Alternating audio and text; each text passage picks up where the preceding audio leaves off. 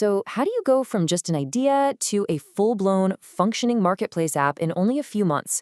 Well, today we're digging into the story of Noah, a farmer's marketplace that was built from the ground up on a super tight deadline. It's an awesome case study in what happens when you have sharp focus and really rapid development. Okay, let's get into it. Here's how we're going to break it all down. We'll start with the huge challenge the team was facing. Then we'll see how they designed the brand, built 3 separate apps for 3 different kinds of users, look at the tech that made it all work, and finally, see how it all came together for the launch. All right, first up, let's set the stage. This wasn't just your average project with a nice, comfortable timeline. Nope. This was an absolute pressure cooker, a race against the clock, and, literally, against the seasons. Yeah, just 4 months. That's it. That was the entire window they had, from the very first meeting in March to having a live, working product ready for the market in July. And think about that. They had to design, build, and launch not 1, but 3 separate applications in that time. The pressure was definitely on. And the mission behind this crazy deadline was a pretty big deal. A startup founder in Sweden had this vision to create a digital bridge connecting local food producers directly with their communities. The whole point was to get it launched before the big harvest season kicked off, giving local farmers a new channel and consumers direct access to super fresh food. Okay, so let's talk design. With a deadline breathing down your neck like that, you just can't afford to waste time with endless back and forths. The team needed a really smart, scalable system from day one. And honestly, their approach was the secret sauce that made it all possible.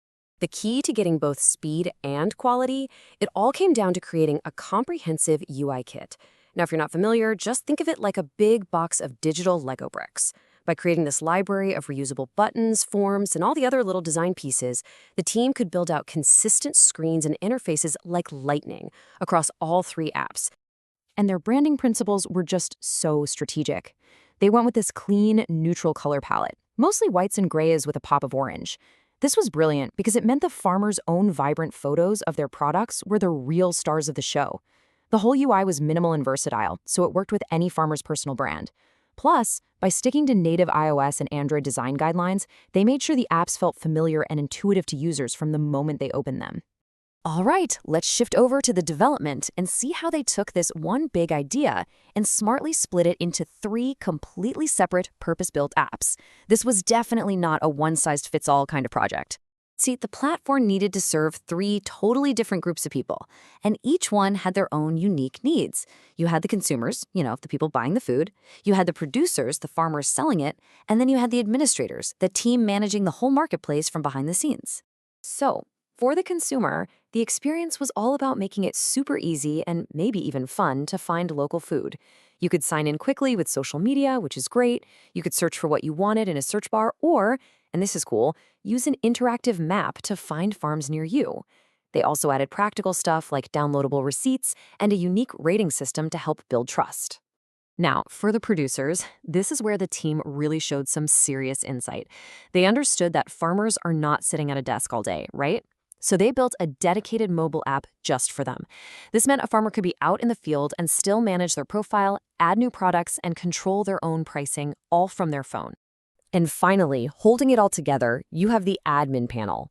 You can think of this as the central nervous system for the whole operation. It was a secure web platform where the Noah team could manage all the users, oversee products, set their commissions, and even jump in to help farmers get their profile set up. It was mission control. So, you might be asking yourself, what kind of tech stack makes all this possible, especially when you're building 3 different applications in such a short amount of time? The team had a really important decision to make right at the start. Should they build one cross-platform app that kind of works on both iOS and Android, or should they build 2 separate native apps? They chose to go native, using Swift for iOS and Kotlin for Android. Now, this is often a bit more work up front, but it absolutely guaranteed the best possible performance and that smooth, reliable user experience they were after. Looking at their tech stack here, you can see how every single piece was chosen for a very specific reason. Swift and Kotlin for those high-performance mobile apps, Angular and Laravel for a secure and speedy admin panel, and then the integrated best-in-class tools for key features, Stripe for payments, Google Maps for that cool map search, and Firebase to get insights on how people were actually using the apps. Every choice was strategic. Okay, so They had the plan, they had the design system, and they had the right tech. So, how did it all turn out? Let's look at the results of all that intense planning and hard work. And honestly, they absolutely nailed it. This timeline just shows how disciplined their process was. From that project kickoff in March all the way to the App Store launch in July, they hit every single milestone. They delivered the apps right before the harvest season began, which is exactly what they promised to do. And you don't have to take my word for it. The client's feedback really says everything. It wasn't just about shipping a product on time. It was about delivering high-quality, well-structured code and acting like a true partner, someone who really wanted to understand the business and solve the core problems. And that right there is the difference. So here's the bottom line. They launched on time, which was a huge win because it meant the business could capitalize on its most important season. The client was obviously thrilled, and the product was built so well that the partnership is still going today, with the team continuing to improve the platform. And this whole project leaves us with a really powerful question to chew on.